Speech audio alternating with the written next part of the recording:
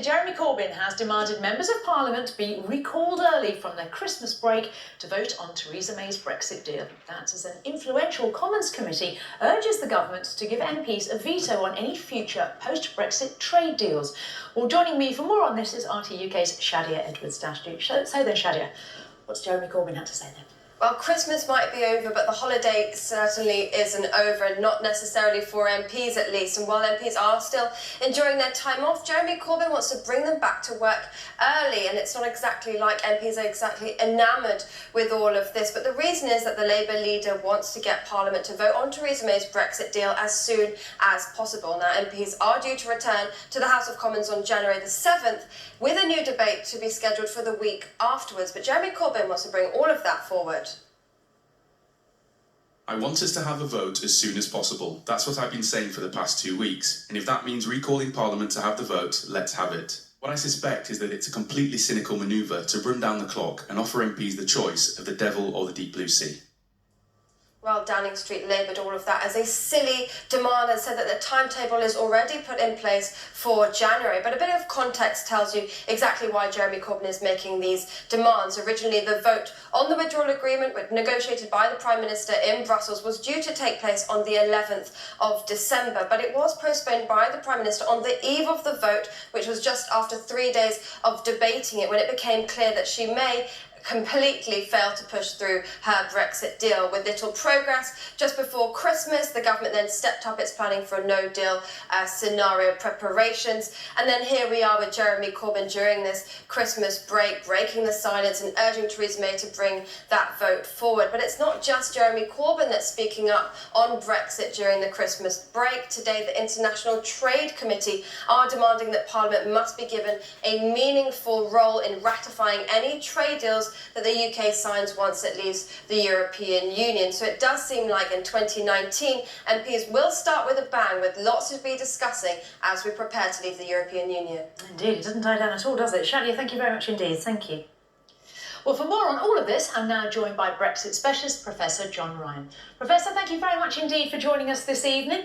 Jeremy Corbyn, he wants to ruin MPs' holiday plans, a bit of a Grinch. Would an earlier vote, though, change anything? We all know there's no hope of them voting Theresa May's deal through Parliament, is there?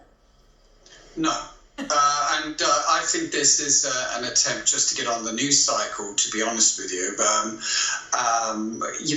He states that, she's running the clock down. Of course she is. She's running the clock down. That was the reason why she postponed the previous vote. And everyone was saying that at the time. So to bring this up now is rather strange. And he's making this statement probably knowing that it's not going to happen, that, there's going to be an earlier vote. We've got that date set now, and she has to really have that vote at that stage, and any earlier is not really possible. So then let's look on the flip side. Is Theresa May playing a very clever game, or is it particularly reckless? From her perspective, she wants to try and get the deal through, but by any stretch of the imagination at the moment, it's unlikely that she will be able to get the deal through. And I think what Corbyn is doing is actually trying to take away the fire that's emerging within the Labour Party about his own statements about Brexit, where conference decision was looking at going for a general election, and if that didn't work, going for a second referendum.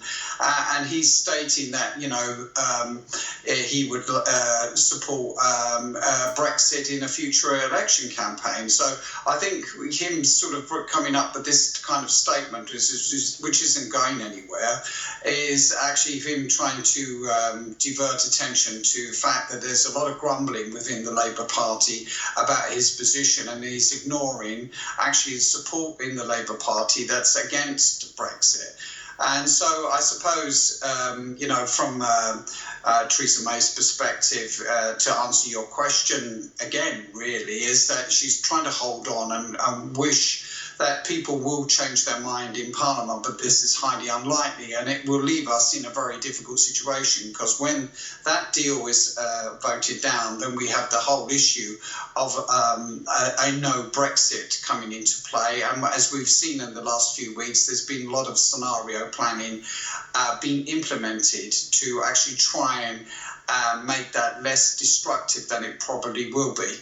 Also, John, as well, the other point is giving MPs a veto over future trade deals. I mean, is that realistic? I mean, Parliament approving every single deal we strike after Brexit.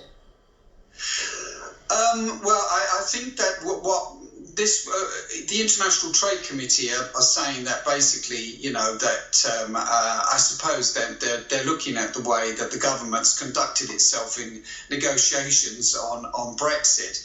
And it's taken them a long time to come out with anything that could be put to the European Union. So they will be looking at any trade deal that would be made in the future. I think that might be a good idea as it stands in this current Parliament, because the government is so weak. Its room for manoeuvre to actually make any deals work is limited.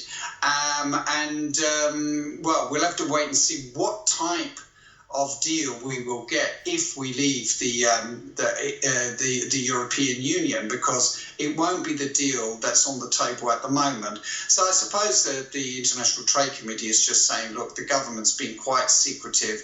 We want to have a bit more transparency. And again, they're just pitching their tent there to actually say, look, we've got some expertise in this. We might be able to help them and actually debate and make the actual trade deal better. But let's be realistic. Any trade deal after Brexit will take a long time to conclude. So years, in actual fact. So this is all kind of academic at the moment. We'll have to leave it there. John Ryan, Senior Partner at Brexit Partners, thank you very much indeed for your thoughts. Thank you.